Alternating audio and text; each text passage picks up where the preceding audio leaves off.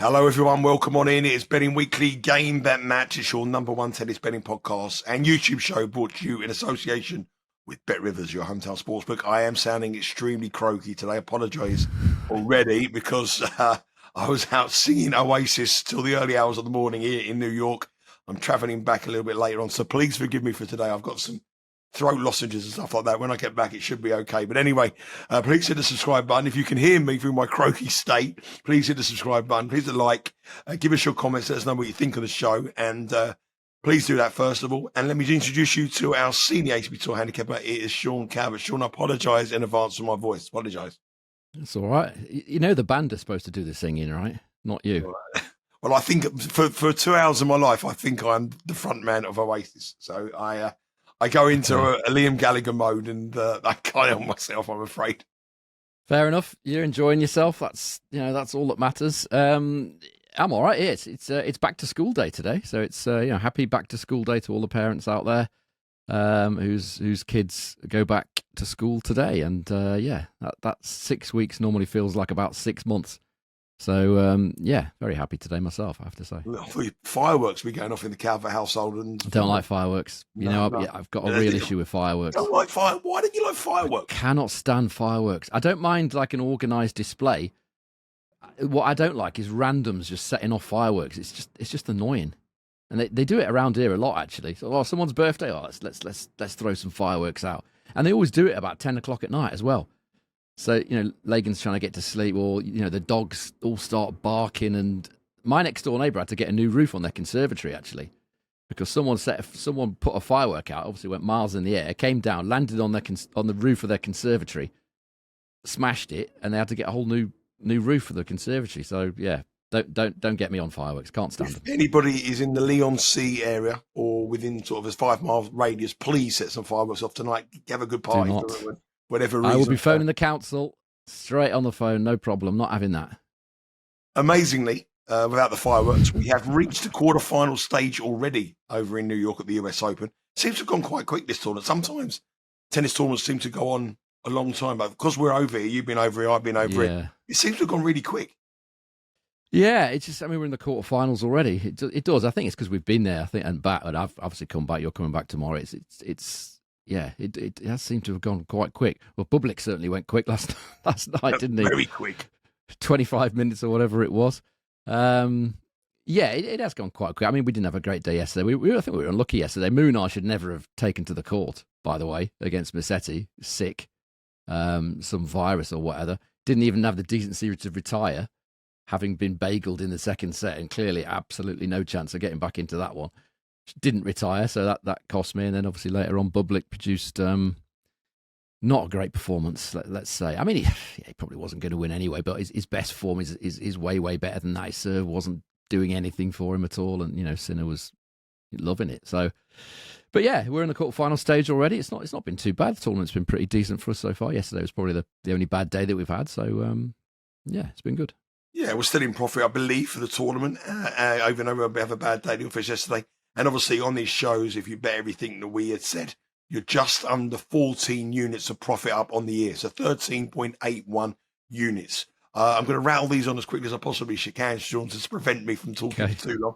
But we have 3 quarterfinals we're going to discuss on the men's singles. One of them is this evening. That's the first match we're going to discuss. So the first match tonight is 8:10 Eastern time. And it's the match between Taylor Fritz and Novak Djokovic, the last remaining American in the men's singles, the former finalist last year, up against Novak Djokovic. Now, not only has he got to overcome the odds here, because he is a plus 143 underdog, Novak Djokovic is minus 167, he has got to overcome a very, very, very convincing head-to-head record where Novak Djokovic leads the American number 2 7-zip. On their previous matches. I have seen a lot of the tennis this week, and I'm not quite sure if I've seen as much from Taylor Fritz to suggest that he could overcome that. I don't know about you. No, I haven't particularly. Just quickly on the quarterfinals, by the way, the underdog's got a very good record in the quarterfinals at the US Open. Right. Quite surprisingly. 37% of them have won in the last 13 editions. I think 3 out of 4 won last year. And at least one of the 4 underdogs has won in 12 of the last 13 editions of the US Open. So it's not it's not a bad round at all for underdogs. As far as Fritz is concerned, I talked about this yesterday on the live show with Dan. A lot of it is about what Djokovic has got left in the tank physically. It's very hard to know at this 38 years old stage of his career. He's always having these medical timeouts, isn't he? There's always a problem. If we can set that aside, I mean, he's absolutely dominated this career series, 10-0 in all matches. Service points won and return points won totals 112 to 88. Fritz obviously is a big server. He's only held serve 70% of the time against Djokovic. And if you just isolate the two matches that they played in 2024, because a lot of people will think, well, those were years ago. Yeah, okay, they were. If we look at the last two matches they played, both on hard courts in 2024, the totals are even worse for Fritz, 113 to 87 in favour of Djokovic in those last two matches. Fritz only winning 27% of return points. So he's done nothing on the Djokovic serve at all. And he's getting broken, reasonably regularly by Djokovic. So on the matchup, it's hard to fancy Fritz. I just think sometimes when you've got a 10-0, sometimes it pops up the other way, doesn't it? A couple spring to mind that did that. Andreas Seppi, I think, was a similar head-to-head against Federer and then beat him at the Australian Open one year. Tommy Robredo, the same against Federer. They were something like 9-0, 10-0, and then they ended up winning one. It's not beyond the realms of possibility that Fritz is going to win this, as the odds probably suggest, plus 143. But on the matchup, you can't bet him at that. I think if you're going to bet Fritz, you've got to do it 3-2.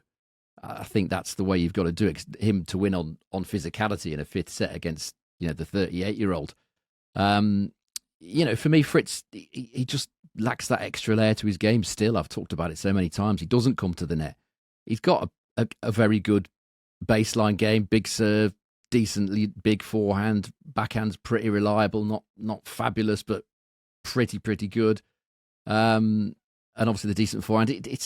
It will get him. It's got him to number 4 in the world, which is great. But where the top of the game is now, it's not enough. You've got to have a net game. I keep saying this. People are probably bored of it, but Novak Djokovic did it. He didn't have a net game at all. He was out and out baseline. He brought in Ivanisevic, tried to come to the net more, and then he added that to his game. It wasn't easy. It took him a long time, but he's done it. Fritz, for me, still hasn't done that. So he's got to beat Djokovic from the back of the court, which he's not as good as Djokovic. So, how's that going to work unless there's a fitness element? If you look at what Fritz has done against the trio of Djokovic, Alcaraz and Sinner, 18 matches, 1 win, service points won and return points won, total of 90.5. So on the matchup, there's nothing that I'm thinking that Fritz is doing differently that will suggest that he should win this match. I only think he can win it possibly on fitness. For me, Djokovic has got to win this in 3 or 4. He won't want to go 5 and then have to play Alcaraz and then Sinner. So you could take the minus 1.5 sets plus 107 bet Rivers on Djokovic winning it either 3-love or 3-1, and then maybe throw Fritz in 3-2 there for a little bit of cover in the fifth set. I think that's the only way I'll play this. I can't make a viable case for Fritz unless Djokovic is below par physically. Remember, that match is 8:10 this evening, Eastern time. 74 markets available on the Bet Rivers app now. If you download the app, you'll be able to see all those markets as well. Apologise, I said at the top of the show, it was 7-0 on the headset. I was looking at the Struff headset against Novak Djokovic, I think it was. But it's actually 10-0, the short set there. Yeah. A very, very heavy head-to-head record. And really, realistically, there's no way we can see other than a Novak Djokovic win here. But if you want to get them across the Bet Rivers and you want to cheer your man on, there's 74 markets available for you to do so. Let's move on to our second match. This one's tomorrow. Now, we do not know the order of time yet. The schedule of play, it could be an evening match or it could be an early match, but we don't know. But it's Alex de Minaur up against Felix Auger-Aliassime. Felix Auger-Aliassime has been exceptional this week. I thought he's been probably the best I've seen him play for many, many years, since he went back-to-back at the end of last couple of years ago. Was it 3 years ago when 3 tournaments? So a couple of years ago, indoors, yeah. He's playing well here. He's up against Alex de Minaur, the Aussie, minus 155 for de Minaur, who beat an injured Reedy. Felix Auger-Aliassime played well to beat Rublev, straight sets. He's plus 132. Spread here is 2.5, and the total is 39.5. These two players have a decent head-to-head record to go by. 5 times they've met. The last time they met was last year in Rome, which de Minaur won in 3 sets, but a close one. This, to me, is an interesting one. I quite like Felix here. played well in Cincinnati. Obviously got to the quarterfinals, beat by Jannik Sinner. Minaur being okay this week, but it's been quite lucky, I would say, Yes. with players and Altmaier retiring, really injured. But there has been a little bit of money for Felix as well this morning. I quite like the dog. You talk about dogs, I quite like this one. I like this one. I think he's some value here. I mean, as you said, he's been playing superbly, which is typical after we bet him to win the Canada Masters and he lost in the first round, as he often does, bottled it in the round one. Now he's come here in a major and beaten Zverev and Rublev, two players he's really struggled against in the past. Very poor head-to-heads against those two, and he's beaten them with dropping just one set. He's in the form suddenly out of nowhere. He's in the form, arguably, of his life. Certainly one of the best spells of his career, just based on the last two matches. I know it's a small snapshot, but just the way he's going about things is very impressive. He's had a much tougher draw than de Minaur, who's beaten three unfit players. Remember, O'Connell, he played in the first round, wasn't fit either. The only fit player he's played has been Mochizuki. That's it. Raidi was not even close to being fit. Altmaier retired. I know you can only beat what's put in front of you, but there are a lot of reasons not to like de Minaur here at the odds. His form is unproven, as I've said. Played three unfit players. If you look at their head-to-head, take away the two clay matches, you wouldn't fancy either player, particularly on clay. But I'm not wild on Felix on clay. The service points won and return points won totals 104 to 96 in favour of Felix. And surprisingly, looking into those stats in more detail, Felix has actually won more return points in this matchup than de Minaur has. You would expect de Minaur to be the better returner of the two. But 40% return points won for Felix compared to 36% for de Minaur. That surprised me, but Felix has found the de Minaur serve easy to handle, relatively easy to handle. Second serve points won in this matchup is absolutely dead even at 56% each. So it's not like de Minaur's been better from the back of the court. Not at all. They're both level. And de Minaur's only held serve 71% of the time on hard, indoor hard against Felix. Felix has actually won the opening set all 6 times they've met. So that's an obvious standout bit of interest. If you like a quick in and out, Felix has won every single opening set they've played, all 6. Some of their head-to-head is a little old, so you can take it perhaps a little bit with a pinch of salt, but just looking slightly further into what they've done against the best players in the world, Felix has actually won 8 of his last 14 matches against top 10 opponents. De Minaur's lost all 12 of the last 12 that he's played against top 10 opposition. So you could certainly argue based on that Felix's game is much more effective against the better players than de Minaur's. If you also look at what de Minaur's done against top 20 opponents, at the US Open, he's only won 2 of his 7 US Open matches, de Minaur, against top 20 opposition. And I think Zverev had it right when he talked about Felix before the match, before he played Felix. He said basically Felix is either very good or really not good, and that's kind of what you get with Felix. The last 2 matches he's been really, really good. I'm hoping he's going to make it 3 in a row. I mean, it all just feels like it's going his way at the minute. Everything feels, he looks confident. He's getting married in a few weeks, incidentally. So that side of his life is going well as well. He just looks like he means business at the minute. A lot of the time with Felix, he has that sort of slightly lost and bemused look about him when things aren't going well. Often you can just attack the backhand with Felix and it will break down sooner or later.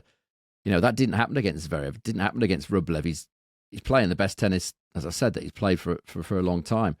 And as I said, there are doubts about de Minaur against the better players. His record is not good at all. So, yeah, I'm happy to. It's not. Yeah, you don't always find value that easily in the second week of a major. But yeah, plus 132. Happy to take a chance on Felix on that.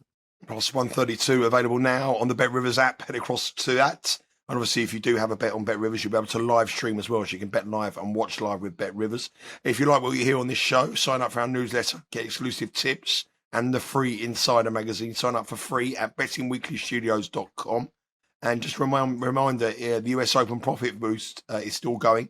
Log on to your Bet Rivers app or your BetRivers.com account every day of the US Open to receive a profit boost up to 50% for US Open wagering. See the app and website for more details. So the profit boost, you've only got a few days to go on the profit boost. You might want to get involved in Felix and boost up that price there. That's all right. Is that an official relation? We go Felix? Yeah, I think that's the value of the day tomorrow, yeah, for me.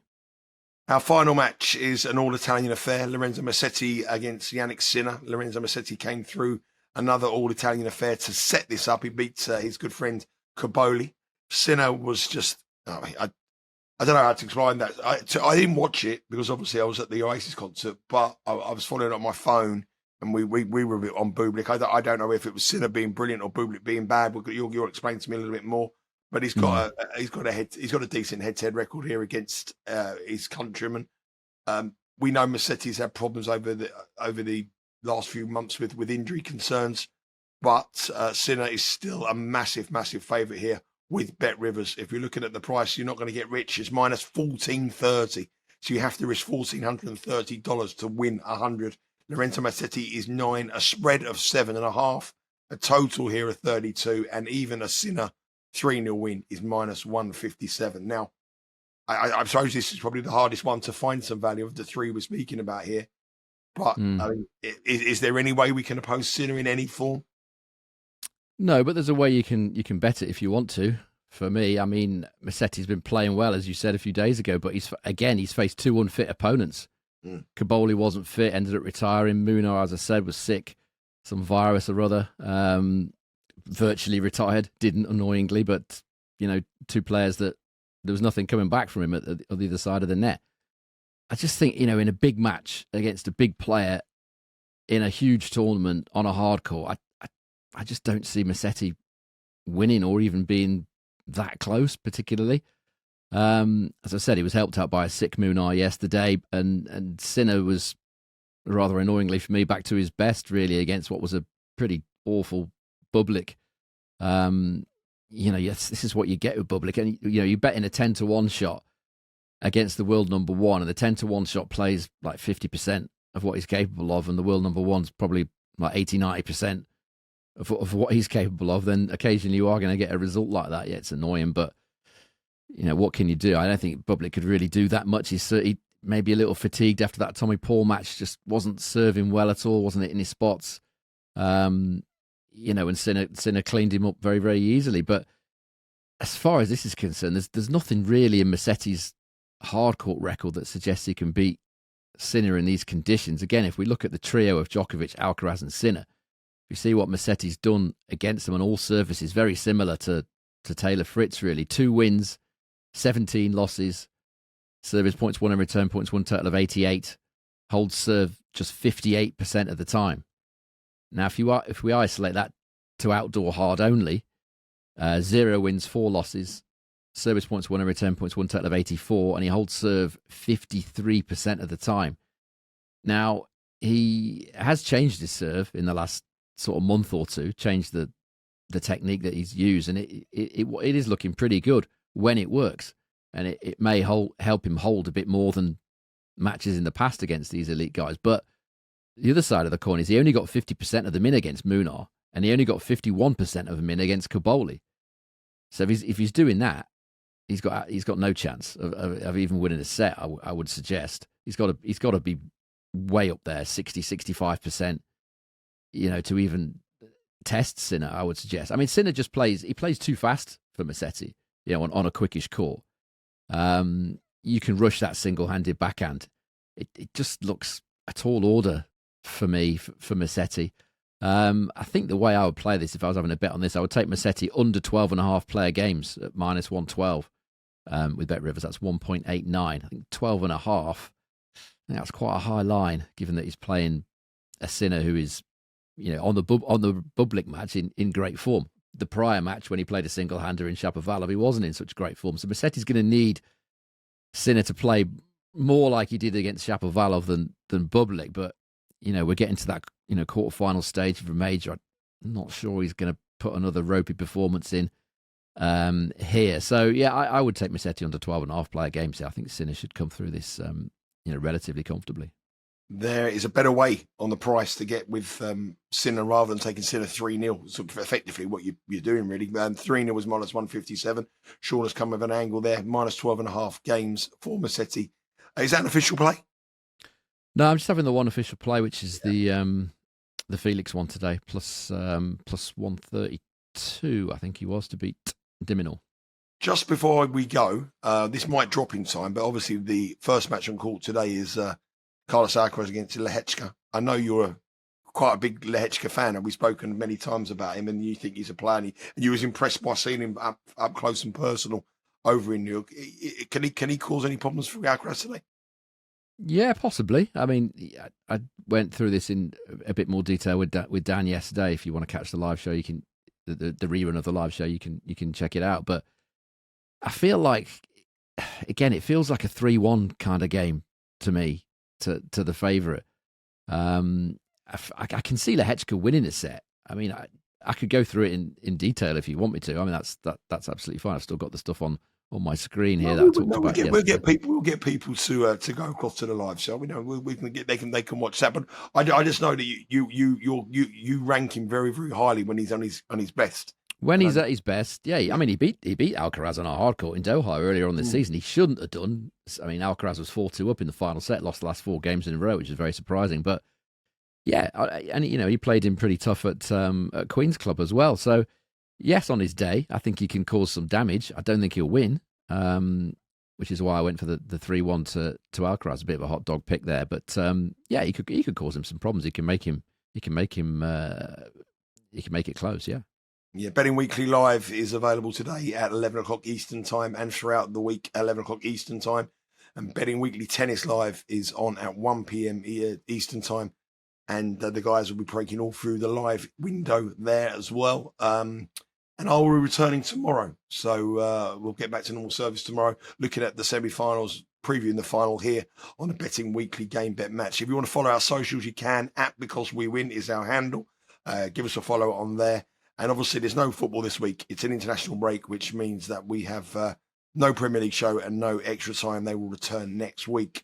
Sean, it's been a blast over here, and I'll be back tomorrow. I will speak to you then, but I'm not quite sure when we come on, but it will preview some of the semi, maybe tomorrow afternoon when I get back, when I try hopefully get some lemsip in me and try to get my voice back. But thank you very much for persevering me for the last 25 minutes or so on this voice. Right. It's been good. As always. So there is one official play for us, and that's Felix Auger-Aliassime at a very nice plus 132. Was plus it 130? Right? Yeah.